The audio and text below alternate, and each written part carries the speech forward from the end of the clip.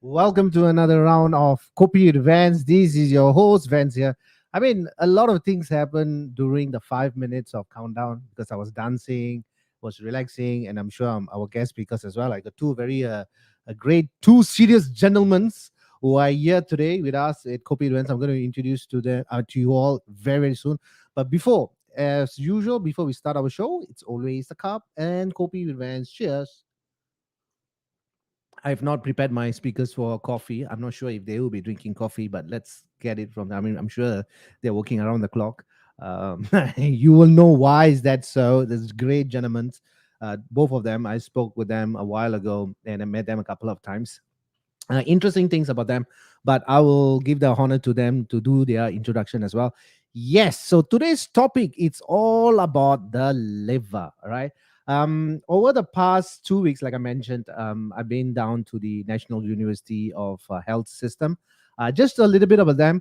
Is one of the three public healthcare clusters in Singapore, and it's an integrated academic health system, regional health system that delivers value-driven innovative and sustainable healthcare in Singapore, and it's an amazing place.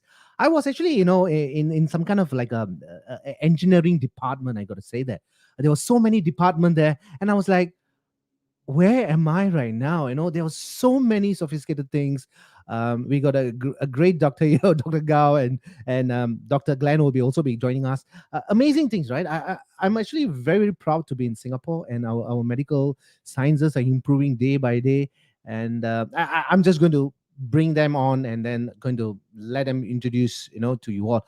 But I got to say a little bit of liver. All right. I think that is very, very interesting. Based on my a little study, doctors spend years and years and years of, education. I think they are still studying as well. I think for the doctors, there's no stoppage of education. In Kopi events, we met so many doctors, so many expertise. It's the always one thing that I ask them: what is the passion? What drives you? But let's talk about the liver a little bit. I'm just going to give you a very, very there are almost many functions that the liver does, but metabolize of fats, proteins, carbohydrates, and enzyme activations, storage of glycogen, vitamins, minerals, synthesizes of plasma proteins, such as so many clothing factors. All right. The best thing about this is what I found is about 1.5 kg. Let's get that information from the doctor. So first, let me introduce our associate professor, Dr. Glenn. Hello, Dr. Glenn.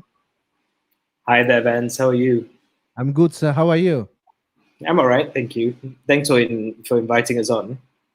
Thank you for coming on board with Kopi Events. It's my pleasure. If you can just give me a couple of seconds because I'm going to invite Dr. Gao as well. Hello, Dr. Gao. Hello, can you hear me, good sir? evening, everyone. Yes, here loud and clear. Thank you, Dr. Gao, Yujia. And we have both, doctors on board. One, of course, is an associate professor, and also the Dr. Gao is also associate consultant. Dr. Glenn, can you please do your introduction first before we even get started, so that our viewers know who is Dr. Glenn is? I'm sure we get into the more interesting discussion, so I'll keep it really brief. I'm Glenn Bonney. I graduated in medicine about 2002, so nearly 20 years as a doctor now, and all that time in surgery. I am a liver, pancreas, and kidney transplant surgeon, and I operate on cancers of the liver, pancreas, and gallbladder, including some non-cancer diseases like gallstones as well. And I run some laboratories and all this at the National University of Hospital of Singapore and the National University of Singapore. And that's my brief introduction. Thank you, Doctor. I mean, you're always humble, in terms of introduction. I met you. I think this is the second time I'm meeting you. The first time was on person, and second time is the virtual. Thank you, Doctor. Dr. Gao, please, your introduction, sir. Hi, evening, everyone. My name is Yujia. I'm an associate consultant in the liver and pancreas surgery department in NUH. So I graduated in 2011 and subsequently finished my residency training in surgery in 2019. And now, Professor Bonney has been one of my great mentors for the last few years, taught me a lot of what I know. about liver and pancreas surgery. Very grateful to him, and very grateful to be here tonight as well. The other thing about myself is that I have a special interest in medical technology, as well as medtech innovation, which we will talk a little bit more about later in the show. Thank you. Thank you, gentlemen. Thank you, doctors, for that good introduction. I'm sure your viewers will be standing by as well for if they have any questions. So please type it out in the comment. But for the viewers who are just joining in, please do share as well so that more people can able to come in and watch and understand. And awareness, right, is creating a lot of exposure as well. So as we're going to start up, I'm going to pose this question to Dr. Bonney, our associate professor. Sir, this is the first question that I asked. I mean, totally not related to the topic, right? We're going to talk about doctors, right? What I know is you guys work around the clock. I just had a few discussion with Dr. Yujia as well. How is that possible? I mean, do you guys really sleep? Uh, so the easiest answer to this then is, Okay. fortunately, firstly, things are changing. Things are better than they were. People who trained me had it much worse. I Okay. probably had it much worse than Yujia did, and things are changing for the better in this sense. So don't put people off doing medicine. The second thing to frame this is to say that it's not every specialty within medicine requires proper sleep deprivation. There are certain specialties that if that allows you a very good work-life balance, and you can choose to do those specialties. But certainly, Yucha and me are in a specialty that even in training to do it and doing it, it takes its toll. The worst in recent memories was 2 years ago when me and a colleague of mine had two cancers and three transplants all back to back that happened over the course of just over 2 days. And so we were kind of catching naps, and we were hot bedding in one bed where I would get some rest, and then I'll be in the operating room, he'd rest, and then and then we do the donors, and we'd hot bed this over about 2 days and stuff. So yes, it gets extreme, but the biggest thing is that it's hugely rewarding. I'd do it all again, and with half the salary and half the recognition and stuff like that. Thank you, doctor. I mean that it definitely have to be.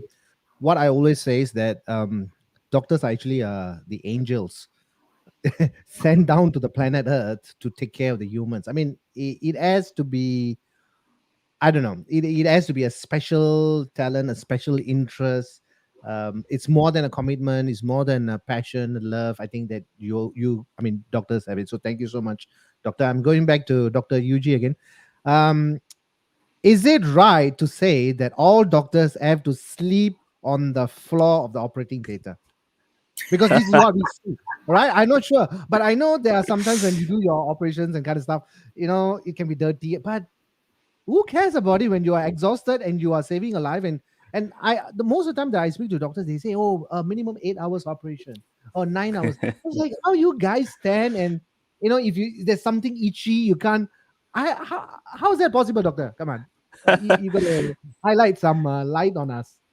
Right, right. It's not a have to, but sometimes because of circumstances and because of the way things are, we may need to, right? But of course, it is not something that happens on the day-to-day basis. It is not something that we always do, right? But to the question about how do we, stand and operate for 8 hours, 10 hours, 12 hours, it is because of the concentration, right? When you are operating on the patient and when you have a life that's depending on you, on the operating table, right? We spend all our energy concentrating on what we are doing on hand, right? So you're trying to make sure that you're doing the correct things, you're not making mistakes along the way, and trying to do what's best for that patient who is in front of you, right? So when you are really deep in that kind of concentration and really in the zone when you're operating, you don't really notice a lot of the other things that's happening to you,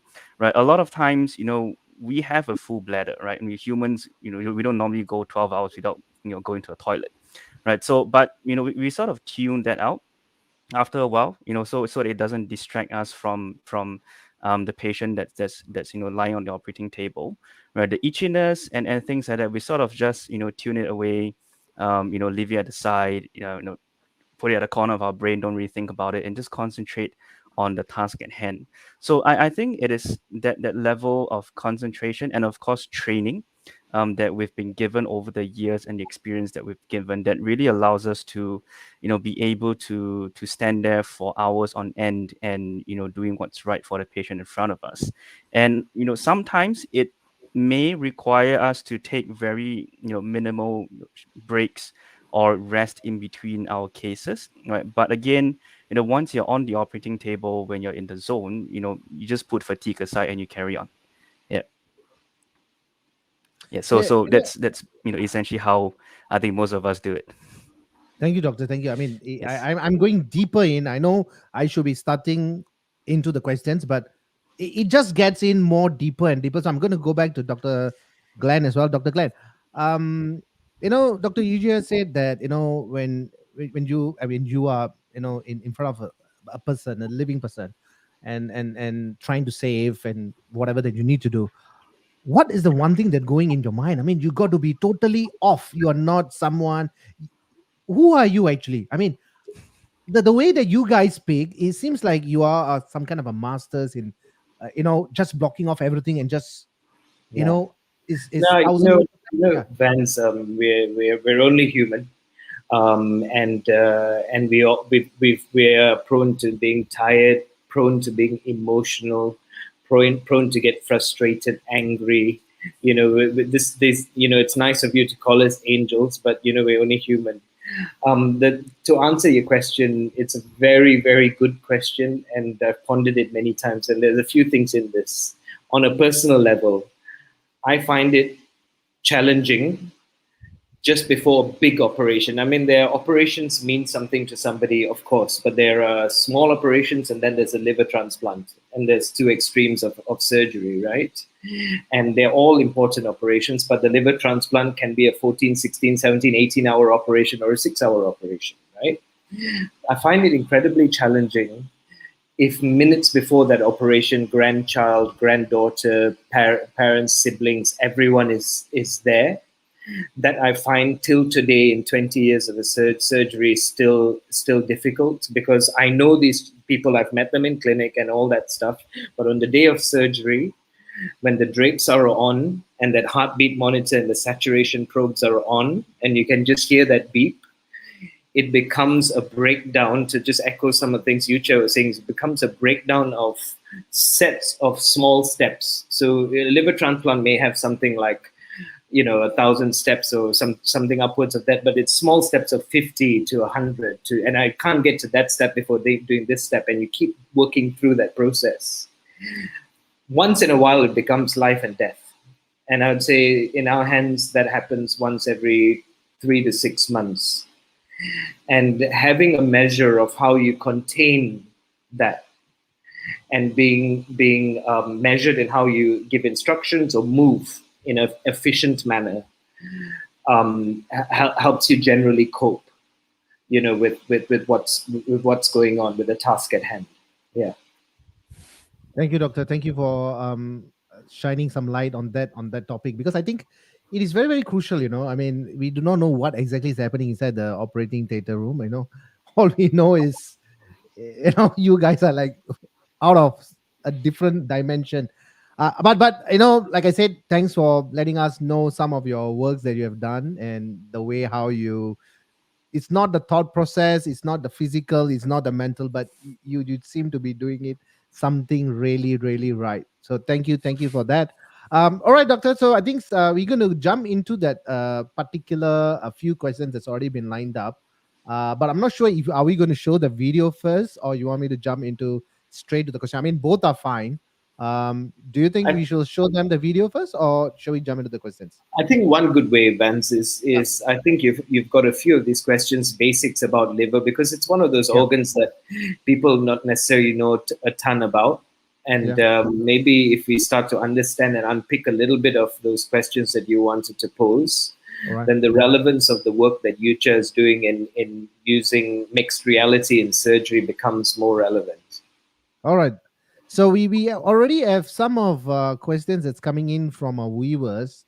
Thank you, viewers, for sending all these the question. But I'm definitely going to take that. They're talking about liver Cs and cancerous. All these are coming up, but we're going to take that in the last 10 minutes of our talk session. But I'm going to go into the liver topic as well. Maybe Dr. Glenn, maybe you get started, sir. What are some of the reasons why a person may need a liver surgery? A lot of people might not know this, even I myself. But why is that a surgery needed? Okay, so the easiest way to answer that, Ben, is to first frame it by realizing liver surgery is major surgery, right? And if you look at how old it is, it's one of the youngest forms of surgery. It's only about 40, 50 years or so that we properly started cutting the liver and safely cutting the liver, because it's such a bloody and complicated organ. So to answer your question, why would someone need liver surgery? You really should be operating on the liver for cancer, okay? And that is cancer with the view to cure. You're not going to operate on the liver where you're leaving cancer behind elsewhere. You're going to operate because in all intention, you're going to cure the patient, one. Number two, you're going to operate on the liver because there is something at risk of becoming cancer. That's the second reason you're going to do it. And in terms of percentage, very rarely, in about 5% of times when we operate on the liver, we operate on totally benign issues that are not cancer, but it's causing symptoms. So it's benign, but it's causing symptoms. And this would be a reason why you would operate on the liver. Generally speaking, that is a very reasonable way to frame it. There are very rare indications of things like infections or abscesses that form in the liver that we sometimes have to operate on, but these days pretty rare. But that's actually why you would end up having liver surgery. That's surgery itself. And just to answer a little bit along the lines of the questions is about transplantation. And that is when the liver, it firstly is a beautiful organ because it grows back. So it regenerates itself. We can talk a little bit as much as you want about this, but it can grow back. But if it gets insulted enough times, that means a certain whatever, and we can talk about that, poisons the liver enough times, it will reach a point where it becomes hard. We call that fibrosis. And just the next step of fibrosis is called cirrhosis. And once you establish into cirrhosis, effectively your liver is now a kind of life-limiting problem because it's failing. And liver transplantation is done for this indication, for liver cirrhosis and some rare indications of cancer in the liver. These are the types of, and some types of cancer in the liver. Thank you, doctor. Doctor, is it true that the liver weighs about 1.5 kg? Because this is what is all been told. So varies with age, varies with size, with size of the patient. And so smallest liver I've been involved in fits on the glove of a hand. And that's in a newborn baby that needed a liver transplant. And the biggest liver I've ever had to lift myself was 3.5 kilograms. So, and everything else fits into this kind of spectrum of size of the patient, how much fatty in the liver, how big the patient is. Your liver will be about 1.82 kilograms, Ben. How do you find that? I've just opened enough patients and seen their livers enough to know how much your liver is. So that shows the number of years of experiences. You look at, you are like 1.7 kg, you are 1.2. All right. It's a very important. We smile and joke, but as transplant surgeons, quite an important question, because often we go to donors and then we are making decisions on size of the liver based on the recipient. So whether it will fit, whether there's too little, whether there's too much, and stuff like that. So you get pretty good at estimating sizes of livers, etc. as well. Thank you, doctor. Thank you for that particular question. I can see that a lot of more questions are coming in. Thank you, viewers. So please keep on posting all these particular questions that you want to ask the doctors. I definitely will pull them in. And I do see a viewer is asking in Malay, Bahasa Melayu. All right, you want to please type it out in English so that it's easier for me to answer. I can handle Williams. Okay. So William, All you right. tanya saya mau tanya di negara mana dan hospital apa transplant liver dan kidney yang murah dan banyak donor. Apa yang penting ialah tak boleh donor di negara orang lain. Okay, ini tak biasa. Biasanya kalau di negara lain, donor itu untuk orang dari warga negara yang itu. So kalau di Singapura, donor datang dari orang Singapura untuk orang Singapura. Tapi we can do what's called living donor. Maksudnya ada ahli keluarga beri separuh the liver donated to a liver transplant to somebody else. And that's called living donor transplantation. It's very common in Asia, and we do it very successfully in NUH. Thank you, doctor. Thank you for that multi-skill, multi-talented on different languages as well. Thank you so much. Are you actually quite fluent in Bahasa Melayu? All right. Thank you, Belajar. doctor. All right. Okay. We are going to go to the next particular question that's already been lined up. What is so different about liver surgery compared to others? But doctor, you see, we do often hear, myocardial infarction, a particular, orthopedics doing, we hear all these common, rather common, right? But talking about liver surgery, it's coming. Is it something that is not well known, or is it that nobody is speaking about it, or is this that it's very closed doors, doctor? Well, I mean, liver surgery is not say like a closed door thing, but like what Professor Bonney said, that liver surgery is quite a young kind of a surgery, right? It is definitely not one of those that's been around for hundreds of years, and people know a lot about.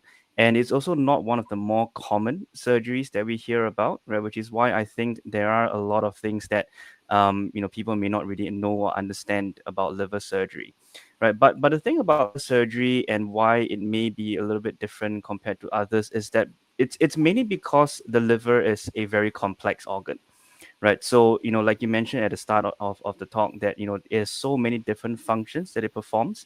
It stores energy, it produces heat, it affects the way our blood clots and things like that. So every time something happens to a liver, right, in one way or another, some of these functions may get affected, right? And every time we operate on a liver, right, one of these, functions of the liver, has the potential, right, to be affected, right? Sometimes a little bit, sometimes a lot, right? So whenever we do surgery on a liver, we don't just have to take into consideration the surgery itself, the physical complexity and the physical challenges of doing a liver surgery, but we also have to take into account a lot of the other functions of the liver, right? And whether or not doing a surgery in this case would actually cause any irreversible damage or harm to the liver, right? And whether or not the liver can actually recover after a surgery, right? Because the thing is, the last thing we want to do is to do a liver surgery for a patient and then leave the liver in a state where it is unable to cope with all the functions of the body after the surgery, right? So we have to make sure that whatever we do with the liver, be it replacing it or removing a portion of it, we have to leave the patients with a functional liver, right, at the end of the surgery, right? Because if we don't do that, then we'll be putting the patients, at risk of having a liver failure after the surgery, right? And it is because of this, which is why liver surgery, is not exactly the same, right, as a lot of other surgeries, right? Because there are other forms of surgery which can also be very complex, right? But it may not have the significant or significance of downstream effects of removing that organ, right, regardless of how difficult that surgery may be, right? So the liver, it is an organ of beauty. It does a lot of things, for the body, right? Which is why we can't really live without it, right? And we as surgeons for the liver, we have to try our best to preserve functionality and preserve what we call physiology for the patient, right? So that at the end of the day, we leave them with something that is functioning and is able to support the body after the surgery. And that is something that we as liver surgeons always have to take into account, right? Because if let's say we estimate or we predict, or I shouldn't say predict, or we feel that if let's say doing a certain liver surgery or certain surgery for a patient, right, may actually leave them with an non-functioning or potentially non-functioning or less than optimal liver, right? Sometimes it may actually be better not to do the surgery than to do the surgery, right? So it's always about again weighing the risk and benefits, pros and cons, and ultimately patient outcome when making these decisions. Yeah, so that is that added layer of complexity, to the liver, right, which makes it a little bit more challenging, but at the same time, it is the beauty of the organ itself. Thank you, doctor. I mean, it seems like you guys are like electrical specialists or engineers. There's so much of things that I was looking at the just the basic anatomy of it. I'm like, okay, probably I don't want to look at it. But what I was told, or what I mean, going through on my own little research, that the liver is a storehouse, it's a manufacturing hub, and a processing plant.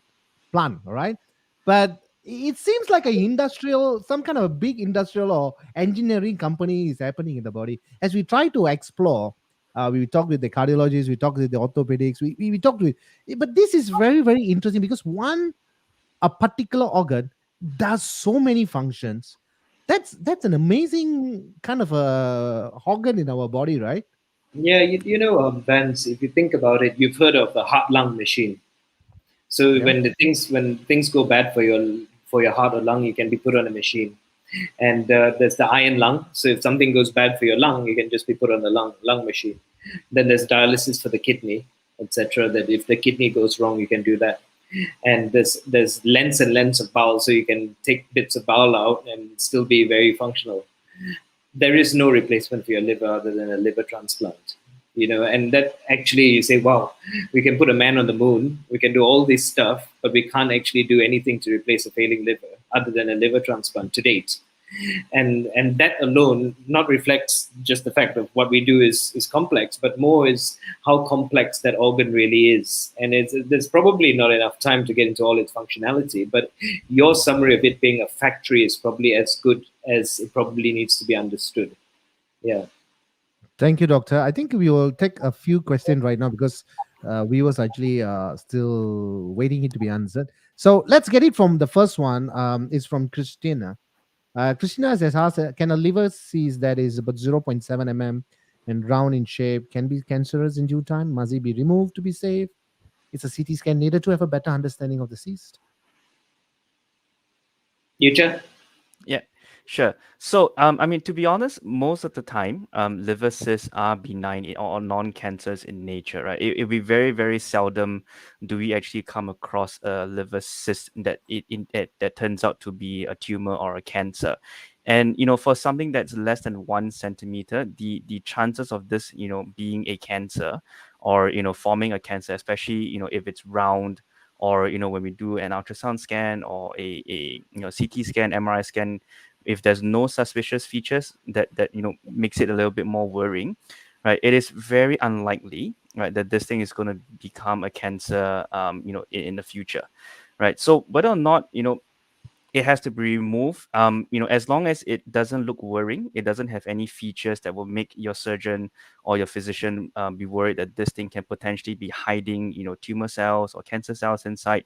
And if it's not causing you any symptoms, right, especially for something that's 7 millimeters, right, there's really no need to remove it, because liver cysts, they are very common. I have two cysts in my liver. I found that out from a CT scan I did a while back, right? And it's just sitting there, it's not doing anything, right? And whether or not you actually need a CT scan or even an MRI scan for these cysts, but to be honest, if it's less than 1 centimeter, it's going to be very difficult to see on a CT scan or even an MRI scan, right? Which is why usually, for something that's less than 1 centimeter, we don't routinely do CT scans or MRI scans, right? Because you're not going to see much of it anyway, right? So, and even if it's if it's more than 1 centimeter, unless we really feel that this thing has a potential to become something a bit more sinister, right? Or we have reasons to believe or suspect that we may be dealing more than just a simple cyst, then we may go ahead with a CT scan or MRI scan. Yeah, but otherwise, there's really no need to be overly worried about this, overly concerned about this, and lose sleep or over this. Yeah. Thank you, Dr. Yuji. Hope that is answered your question, Christina. So we have another one here as well. What is a non-alcoholic fatty liver disease by Caroline? I think a good thing to do, Vance, is that question matches really nicely with the question: are there particular people that are prone to liver disease besides drinking alcohol in excess? Anyone else? And kenapa bisa dapat penyakit liver? I think all three questions are answered with this one question. Okay. Yeah.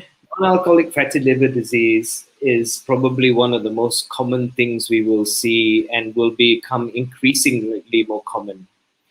It is basically essentially a deposition or depositing fat inside your liver. And the way to fully understand this, it's a spectrum of not a liver disease alone, but rather it's a disease that involves the heart, the liver, the blood vessels that travel between all that, because fat gets deposited in all these areas together. So it's part of a spectrum called a metabolic spectrum. Okay, part of it is related to diseases you may have, and a combination of things of diabetes, high blood pressure, and high cholesterol, and uncontrolled levels of this can cause that. Second part of it can be due to food you eat. So a huge amount of fat intake will result in that happening. The next part about it is the genetics of it. So it can run in families for many reasons, and you can get fatty liver disease. So you start with fatty liver disease, and that can result in non-alcoholic fatty liver disease. And if it's left unmonitored, that starts to cause the hardening of the liver known as fibrosis, and in its extreme form becomes cirrhosis. So if you look at American data now, it's the second most common reason people have liver transplants. And the shapes of the curve is suggesting that it's not long that will become the most common. In Singapore, it is exponential. We are seeing fatty liver disease like a pandemic of its own. Yeah. Thank you, Doctor. I think this is also another related to what you have just answered as well. I think also because of poor lifestyle or habits, that can actually also causes as well. So probably we might just want to dive a little bit on that, Doctor. Is that could be the alcohol can cause a lot of other issues to the liver, because we know the liver does a lot of stuff. So if you're just putting in a lot of toxic only to the body, eventually that guy also give up on you. Is there something quite a statement to say that? I think that's fair. I think the right way to look at it maybe is to understand it as to keep alcohol in one view, and another view is about diet in general that we take. So alcohol, let's start with that. If you take alcohol in excess, you can start putting fat on your liver. There's mechanisms by which that happens, and I think the details are necessary. But so if you did an ultrasound scan on somebody who had a big alcohol intake, the first sign of a problem is fatty liver disease. By the time you're getting hardening of the liver and cirrhosis, that's already a very advanced stage of it. Okay, but someone who has a big alcohol intake, you get an ultrasound scan or what's called a fibro scan. That's a scan to look at the hardening of the liver. And if that's off the scale and you're a heavy drinker, the best thing you can do is to stop drinking completely, live a healthy life, and we can talk about what modifications you can do for that. And what happens is, like I said, the liver just regenerates. You can do that. And we've seen it in obesity surgery. You can just institute a massive lifestyle change, and in the space of 2 months to 3 months, you can have a normal liver. And that's how forgiving the liver can be. Thank you, Doctor, for that. So for viewers who are watching this, no more alcohol, only drink water. H2O. Right? Okay, probably. Yeah.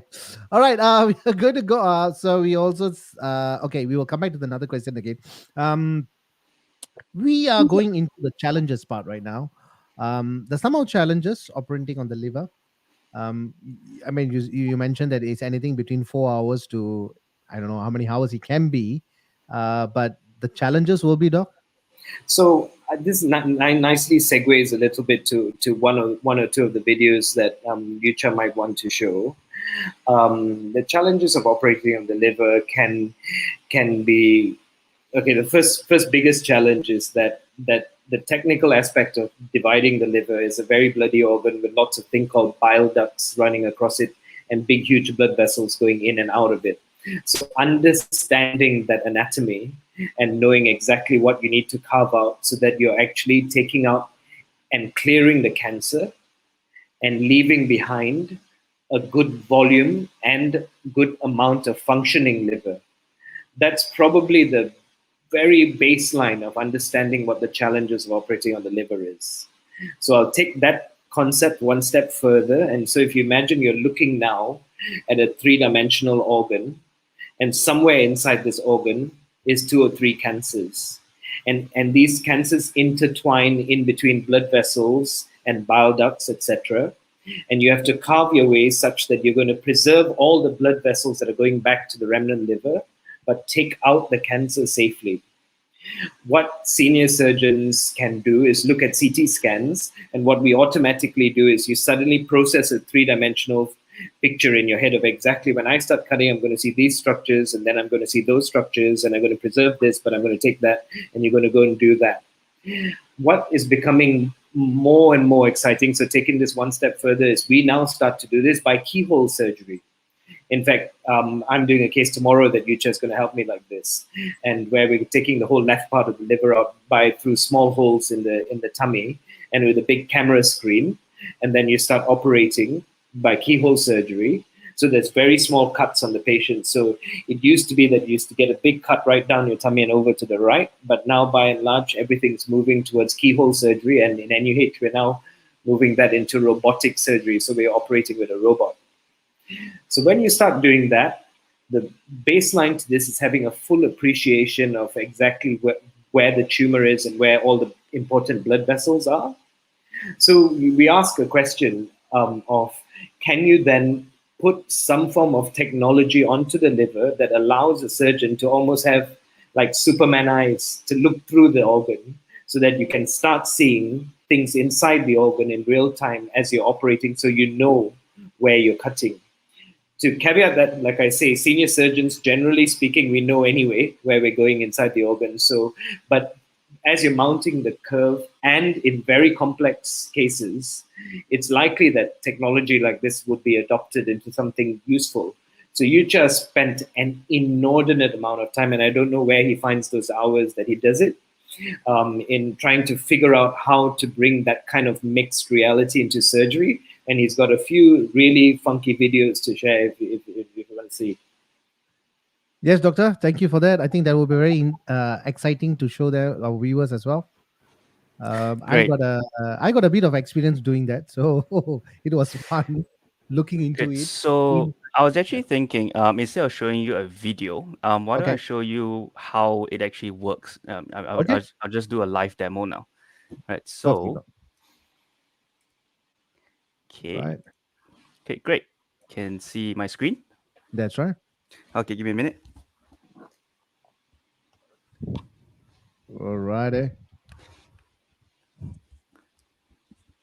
Okay, great. So this is the view from the device, the HoloLens that I'm wearing.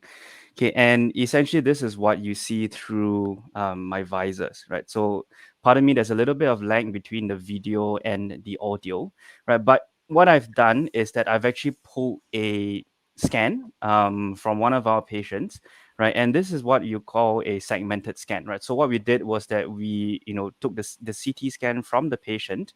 We, did some processing and AI, analysis for the image, and after that we sort of isolated the various structures within the liver, and this is kind of what you see, right? So like what Prof. Bonney was talking about is that, for a junior consultant or for a resident who is still in training, one of the most difficult things that we have to do is to try and make sense of the CT scans and MRI scans that we see, and convert a two-dimensional image into a three-dimensional picture that we can sort of see in our mind, right? And that takes years and years and years of experience and training to be able to do, right? So what this device does is that it sort of skips that step, and what it and it shows you the scan in a three-dimensional form.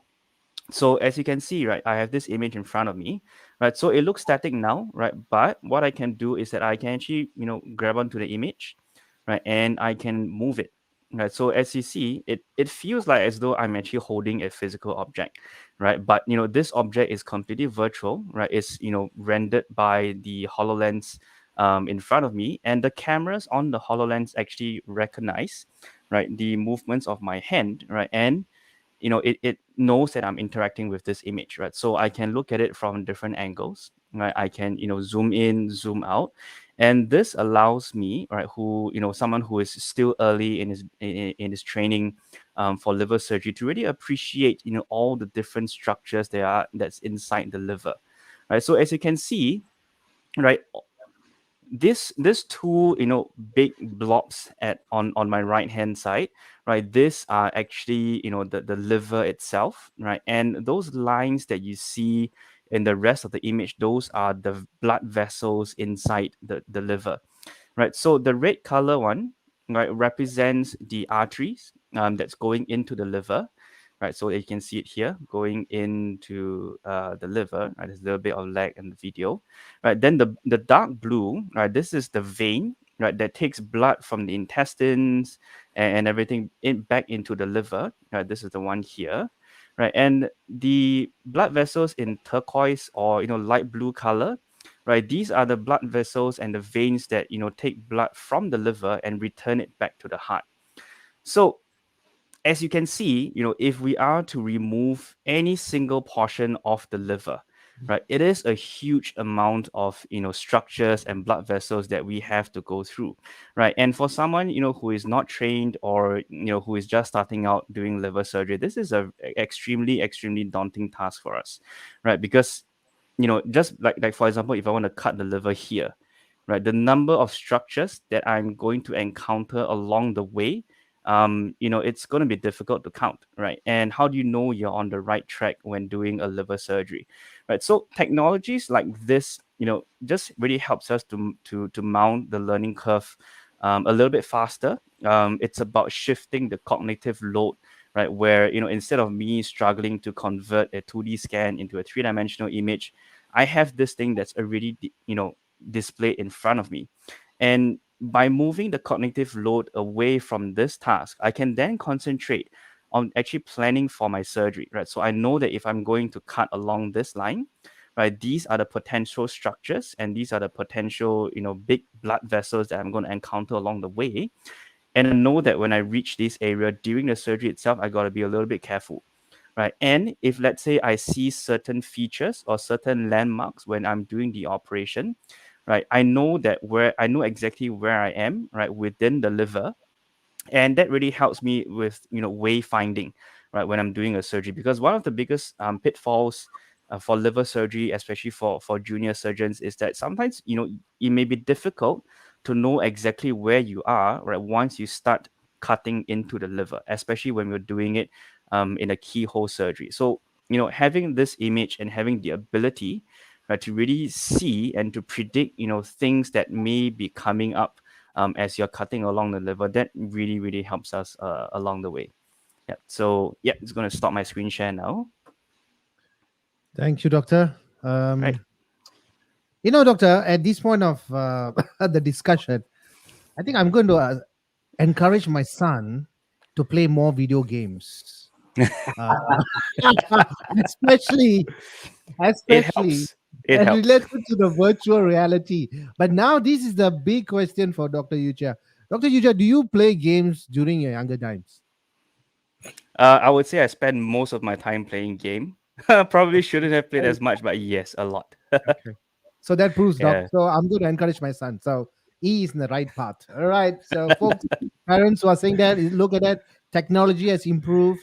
It's an amazing place in NUHS, which I think I was astonished by looking at all those departments. And I was like, what is this? I was in some kind of a factory or like an industrial place where I think a lot of research are going on. I mean, I always say that, in the medical science, it's always evolving.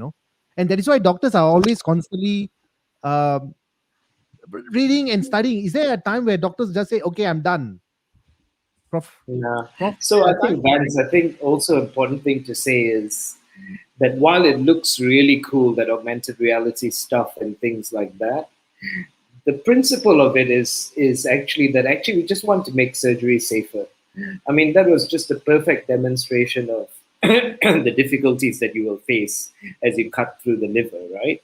And so if you overlay this now onto a liver as you're operating and you've got this on, and there was some way by which as you started to open the liver and the HoloLens understood that the liver was partitioning in half, and you could do this, it's just basically increasing patient safety. It's not just this is cool and it's a pretty good marketing thing. The principle is just that, as people are coming through the learning curve and stuff, you'd be safer in that learning curve.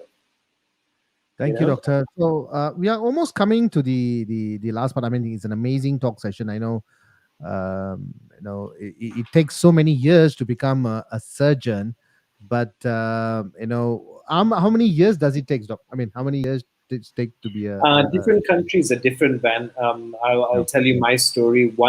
5 years of medical school, 1 year as a houseman, 3 years in basic surgical training. And then I opted to do 2 years of a higher degree where I did part-time research in cancer and part-time liver transplants. And then I did 6 years of higher surgical training and another year as a fellowship. So that's 6, 7, 8, 9, 10, 11, 12, 13 plus 5. So including medical school, 18 years. In Singapore, it is 5 years of medical school, 1 year as housemanship. Generally speaking, 1 or 2 years as a young what we call a medical officer, and then it's 5 years, so 5, 6, 7 years, and then you come out at an associate consultant grade, which is what Yujia is at now, and it's broadly viewed that in those 2 years you're honing your skills further. So if you include that as a little bit more of sharpening of skills, then it's about 9 years in Singapore. Yeah, different countries different. So, Doctor, when will you stop studying? I hope never, really, Bant. I hope never, really, honestly. I mean, I come from a line of academics, and my mother is, in fact, Mum, you're probably listening, and she's 78 tomorrow, so I want to wish her a happy birthday in Malaysia. But she is 78 and she's still doing academic work for the.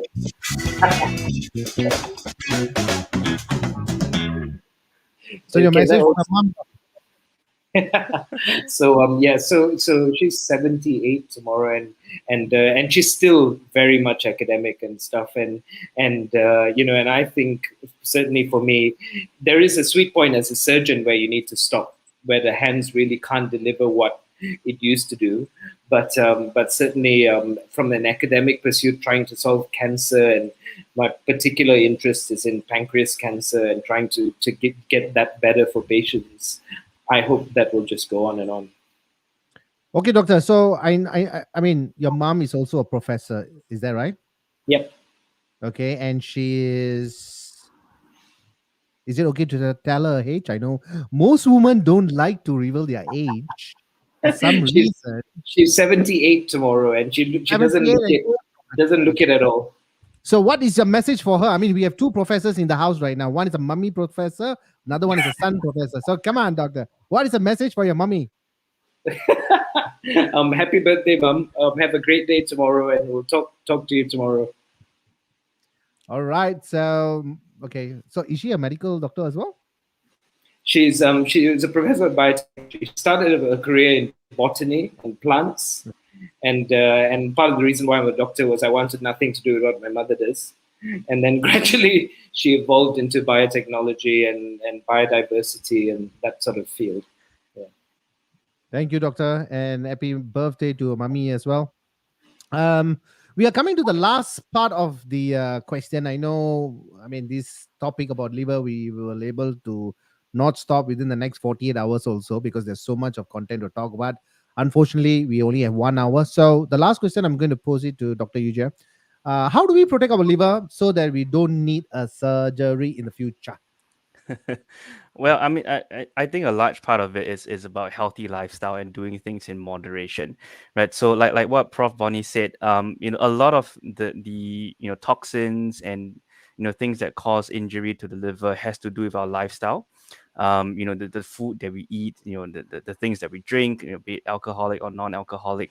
A lot of these things have detrimental effects on the liver, right? And but the same goes for any other organ in the body, right? So the liver doesn't exists in isolation. It exists as a whole ecosystem within the entire body, right? So the best way to protect the liver is to essentially protect the entire body, right? So make sure you get enough rest, make sure you get enough fluids, exercise, um you know eat in moderation, don't go overboard, avoid all, trying to avoid all the fatty food, fried food, oily food, cut down alcohol, cut down smoking. It doesn't mean that you can't do any of this, right? Or you must abstain completely from any of this, right? But it is all about balance, finding that balance between excess and what's adequate, right? And really just having things in moderation, and don't go crazy about some of these things that we know can potentially harm the liver.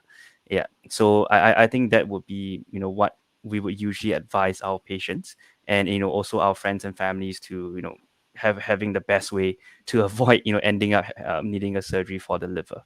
Yeah. Thank you, doctor. Thank you so much.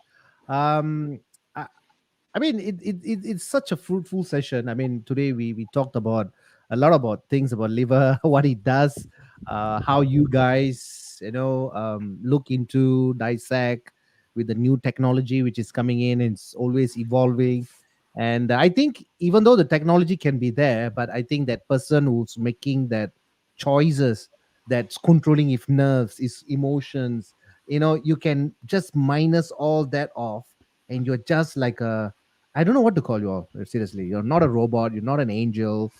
You guys are just amazing. And just look at yourself, Dr. Bonney. I mean, you are constantly studying since the day your mom enrolled you in school. And now also you're still studying. How about that? It is a gift of, I don't know what to say. It's just a pure blessings. And I think all doctors are definitely a heroes because just before this show started, I was talking to Dr. Yujia. He's here since morning, all right, and he have not went back home. He had just done a surgery, and I asked him when he's going to come back again. He said tomorrow I'm going to be here at 7 a.m. to prepare for another surgery. So it looks like constantly you guys are saving lives. I think it's an amazing job. So thank you so much for your contribution to the humankind, doctors. Doctor, before we end the show, any wise words from you, Dr. Bonney?